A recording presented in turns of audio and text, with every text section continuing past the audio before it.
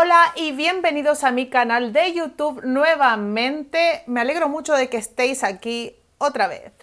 Me llamo Belén, por si no lo sabíais, porque creo que no lo he dicho nunca o casi nunca. Bueno, pues cuestión que me llamo Belén y hago todo este contenido. Voy a hacer una breve introducción y os juro que no me voy a alargar. Hago este contenido porque me encanta hacer casos criminales y hablar de esto.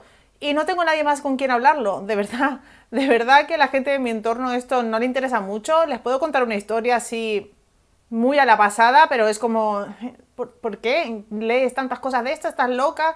¡Qué morbo!, ¿no? Pero la cuestión es que me interesa, porque no sé, porque me interesa, ¿no? A otros les interesarán otras cosas y no hay que tener una razón específica. Así que como este es mi hobby, me gusta hacerlo y quería compartirlo, pues por eso hago este canal, por eso tengo este canal y os cuento estas cosas, porque así puedo hablarlo con alguien. Y vosotros siempre me dejáis cosas en los comentarios y me decís lo que pensáis o si lo conocíais o no, y entonces compartimos algo.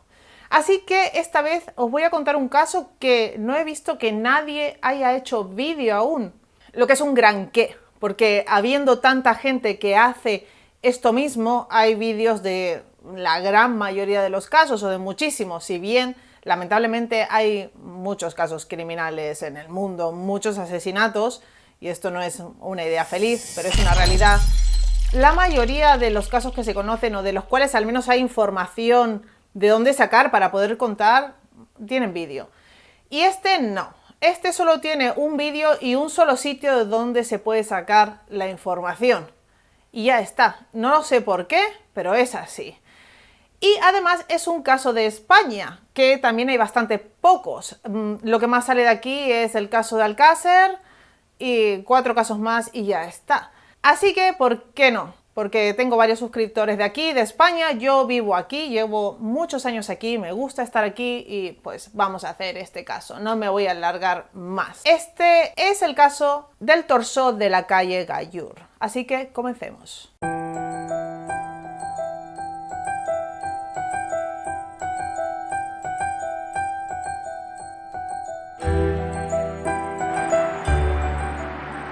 Barrio madrileño de Carabanchel. Para los que viváis por ahí o viváis en Madrid, sabéis que este es un barrio donde hay mucha gente. Para los que no, pues ya os lo digo, es un barrio donde hay un montón de gente. O sea que es difícil que nadie haya visto nada, pero parece que en este caso es así, nadie vio nada. Como os digo, como es un barrio donde hay mucha gente, suele haber mucho movimiento a todas horas y especialmente en verano, y este caso ocurre en verano, más precisamente un 10 de septiembre de 1997. Es cuando un grupo de chavales están reunidos allí hablando y estas cosas, son como unos 10 más o menos, cuando frente de ellos hay unos containers, estos de tirar la basura, y hay una persona que parece sin techo o tener problemas que está revolviendo la basura. Este hombre está buscando allí lo que fuera cuando llama a estos chavales y les dicen que se acerquen rápidamente, que ha encontrado algo que no sabe bien qué es y está bastante perturbado. Así que estos chavales se acercan hasta allí y con unos palos empiezan a desgarrar una bolsa que un hombre ha sacado de una caja que estaba bastante bien cerrada dentro del contenedor. Cuando abren un poco la bolsa, un hedor inunda toda la zona, es insoportable, incluso uno de ellos cuenta que al día de hoy no puede sacarse de la cabeza aquel asqueroso y mal recuerdo. La cuestión es que este hombre era una persona que tenía problemas con las drogas y bueno, pues estaba buscando ahí. Lo que él cuenta es que al principio creyó que había un perro muerto dentro de la bolsa, o no, simplemente un animal, vivo o muerto. Y luego cuando la abrió vio algo que él pensó que era cordero, dice, porque no tenía vello. Cuando lo deja en el suelo y llama a estos chavales y lo abren, lo que efectivamente encuentran es un torso humano. Y así de fuerte empieza este caso. Como os imaginaréis, la policía llega y descubre que dentro de la caja había más bolsas y todas ellas contenían partes del cuerpo de lo que parecía ser un hombre. Estaba descuartizado y le faltaban las manos, los pies y la cabeza, pero en el torso presentaba 3 tatuajes muy peculiares.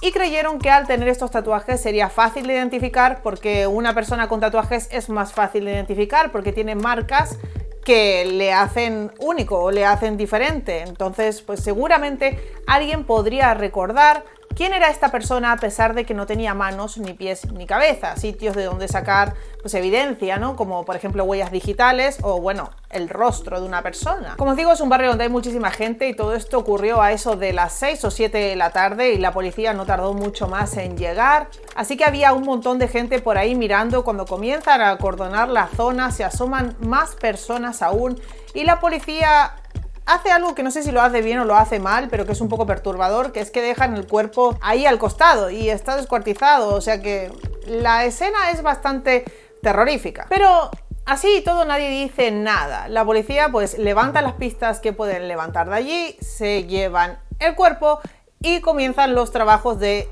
interrogación y búsqueda del posible culpable de este hecho. En un principio pensaron que podía ser un ajuste de cuentas entre personas de etnia gitana o entre personas de etnia gitana con personas que no son de esta etnia, simplemente porque en la zona enfrente de este barrio había un gran núcleo de venta de drogas en unas chabolas que había por ahí y se creyó esto, pero esta idea la descartaron rápidamente porque no hay casos conocidos de que se haga esto. O sea, esto no es algo que sucede aquí por suerte a menudo. No es una forma de venganza normal, no es así como pasan las cosas. Entonces, decir que personas de etnia gitana habían descuartizado a un hombre era como una teoría un poco tirado de los pelos y se descartó rápidamente, pero sí que parecía un ajuste de cuentas porque el cuerpo presentaba unos pinchazos en la zona del omóplato,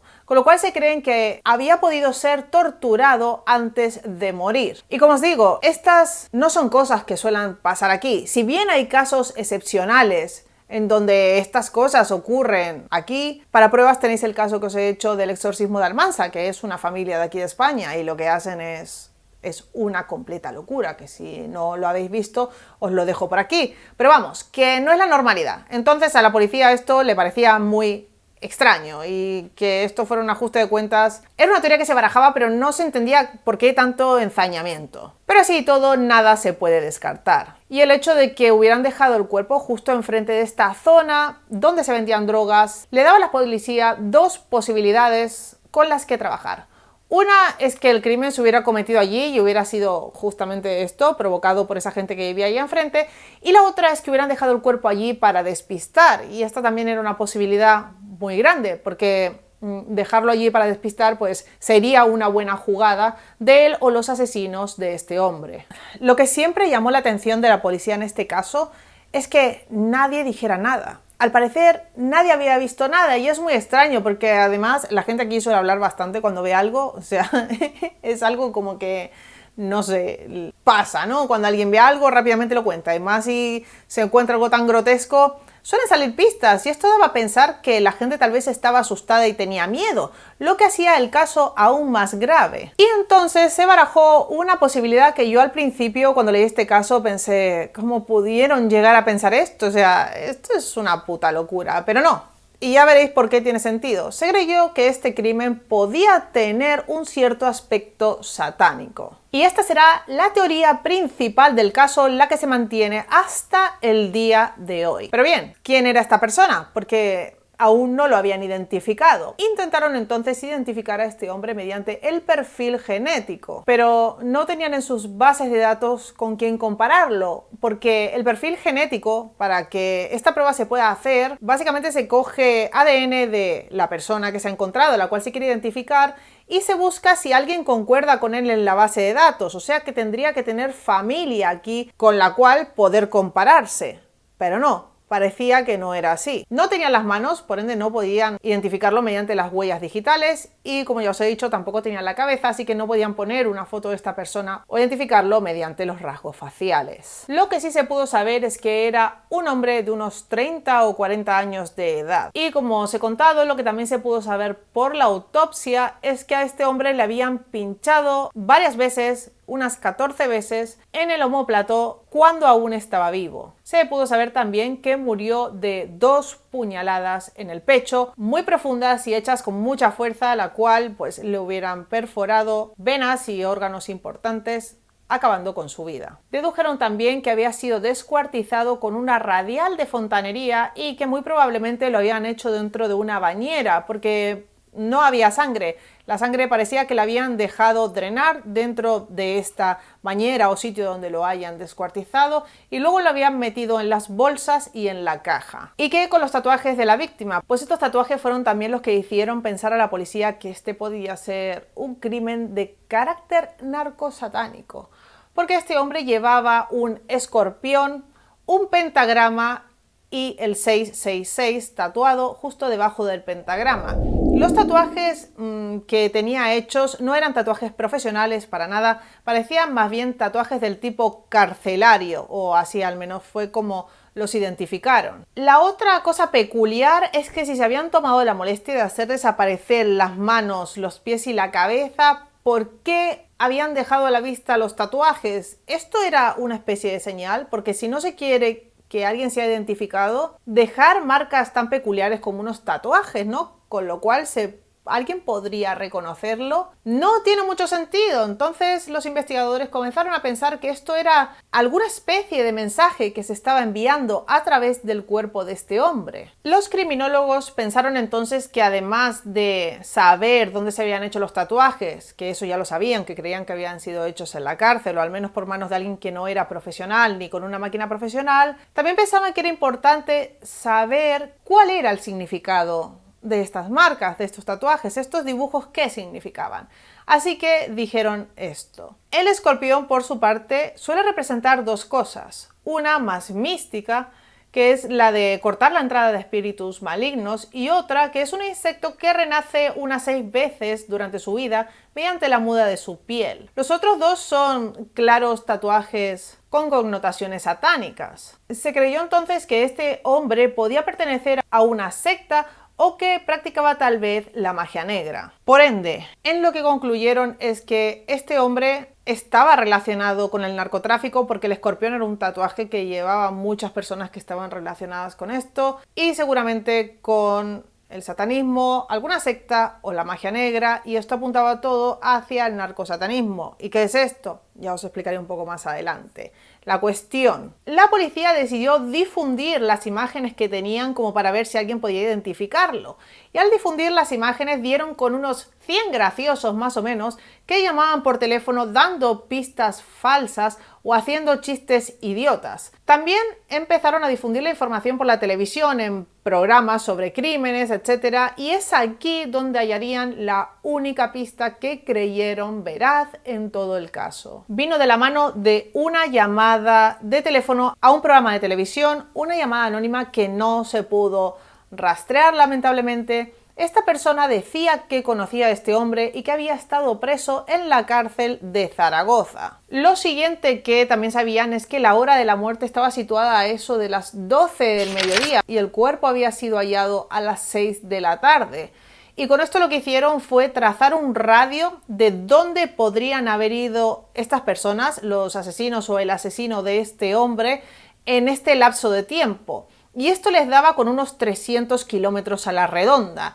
Y justamente a 306-310 kilómetros de allí, del punto donde se había encontrado, estaba Zaragoza. Así que tranquilamente podía esta persona proceder de allí. La caja de cartón donde había sido hallado el cuerpo era la caja de un refrigerador. Y diréis, ¿y qué? Ya que el código de barras decía que este refrigerador venía de Zaragoza, había sido comprado allí, así que todo parecía enfocar hacia el mismo sitio. Y la investigación se vuelve para mí súper más retorcida cuando enlazan el nombre de la calle Gallur, con un pueblo de Zaragoza. Y otra vez diréis, ¿y qué? Porque las calles suelen tener nombres de pueblo, ya, pero es que este pueblo, en la antigüedad, era un pueblo templario. ¿Y qué pasa con los templarios? Que los templarios eran considerados unos herejes, que escupían a la cruz y adoraban entidades paganas, y uno de sus líderes, no sé, una de las entidades que adoraban era Baphomet. Así que todo esto apuntaba bastante hacia el satanismo. Y no sé si es según lo iban encauzando ellos para hacer que esto fuera así, porque parece bastante, o si tenían razón, y esta es la duda que me queda siempre con este caso, que al igual se les fue mucho la olla. Pero bueno, yo seguiré contando y ya veréis como cada vez parecen encajar más las piezas. Pues cuestión, que ¿por qué se insiste tanto con el satanismo? Porque esto en los 90, al menos aquí, al igual en otros sitios también, estaba en auge, y en un auge malo, muy malo. ¿Gracias a quién? A Anton LaVey, que si no sabéis quién es, pues básicamente es el creador de la Biblia satánica, que la creó bastante antes, si no me equivoco en los 60 o los 70. Y si queréis saber más sobre él, como yo no voy a hacer ningún vídeo sobre Anton LaVey, podéis verlos en, por ejemplo, el canal de Magnus Mephisto, que tiene vídeos hablando sobre esta persona y parece que sabe un montón sobre él. Así que si eso, ponéis Anton LaVey y si encontráis a Magnus, pues mirar un vídeo de él, donde explica muy bien quién es esta persona y sabréis más sobre su historia. Lo que tenéis que saber para entender este vídeo es simplemente que es el creador de la Biblia satánica y que en los años 90, de forma oficial, se instala la primera iglesia satánica en Barcelona.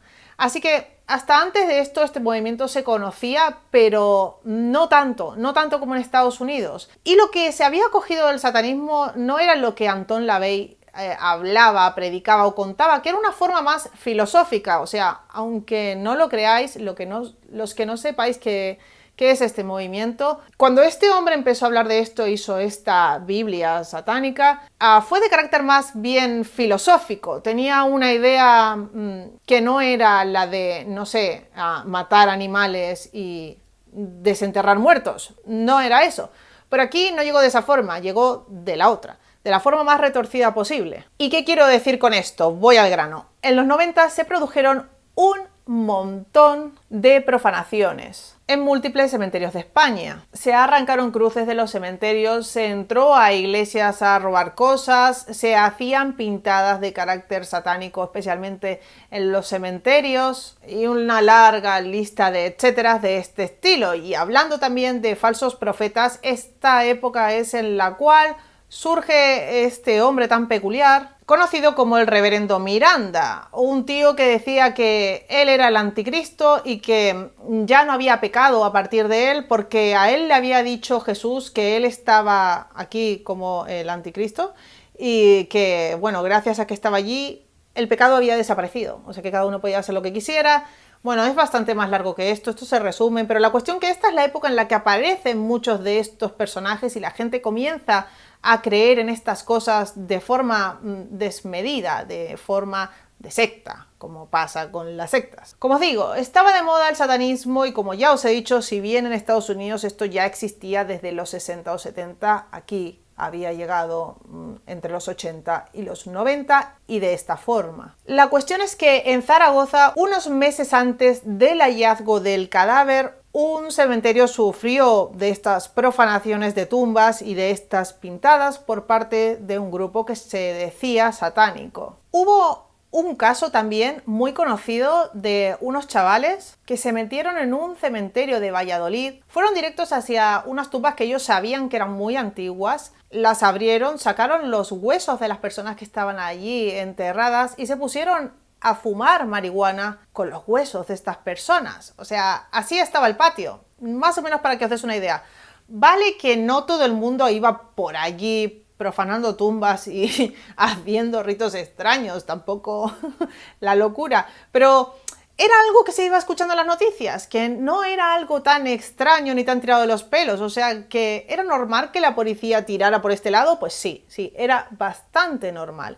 Y al parecer encajaba. Y con todo esto y sin ningún sospechoso y sin saber que era este hombre, vamos a las hipótesis. La primera siempre ha sido y será la del ajuste de cuentas. La segunda es que fue un rito satánico sin más. Y la tercera, y la importante, es la que mezcla las dos cosas. Un ajuste de cuentas por causa de drogas más ritos satánicos. O al menos con elementos extraídos de la santería, de la magia negra o muchos dijeron que del palo mayombe. Y yo sé bien que todas estas cosas no son lo mismo y no se han de confundir, pero la razón de que dijeran todo esto no era otra sino lo que había pasado con el caso de Mark Kilroy en Estados Unidos. Es un chico que desapareció en México, pero esto os lo contaré en el siguiente vídeo, porque mi idea es explicaros esto para luego hacer el siguiente caso.